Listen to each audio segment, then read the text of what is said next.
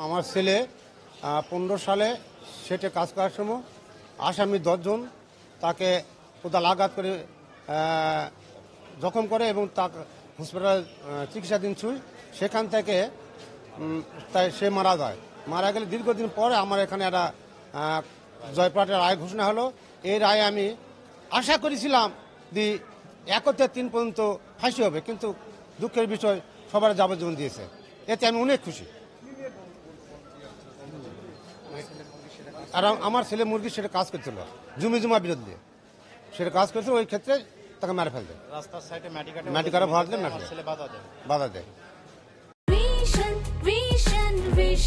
100% copper কন্ডেন্সারে তৈরি vision fridge, তাই গুণে মানে অটুট থাকে বছরের পর বছর। 2015 সালে কালাই থানার ঘটনা, এটা জমি জমা সংক্রান্ত বিরোধকে কেন্দ্র করে আসামিরা আজকের ভিকটিম সাইদুলকে হত্যার উদ্দেশ্যে মাথায় আঘাত করে সে চিকিৎসাধীন অবস্থায় মারা যায়। এই মামলায় 10 জন আসামির বিরুদ্ধে এজাহার দায়ের হয়। এই মামলায় আমরা রাষ্ট্রপক্ষ থেকে 22 জন সাক্ষী উপস্থাপন করি এবং রাষ্ট্রপক্ষ মামলা প্রমাণকে সক্ষম হয়। আজকে বিজ্ঞ আদালত সকল আসামিকে যাবজ্জীবন কারাদণ্ডের আদেশ প্রদান করেছেন। এই রায়ে আমরা রাষ্ট্রপক্ষ থেকে আমরা সন্তুষ্ট। এটা অ্যাডিশনাল 1 নুরুল ইসলাম সাহেব, অতিরিক্ত দায়রা জজ 1 বিচারক নুরুল ইসলাম সাহেব।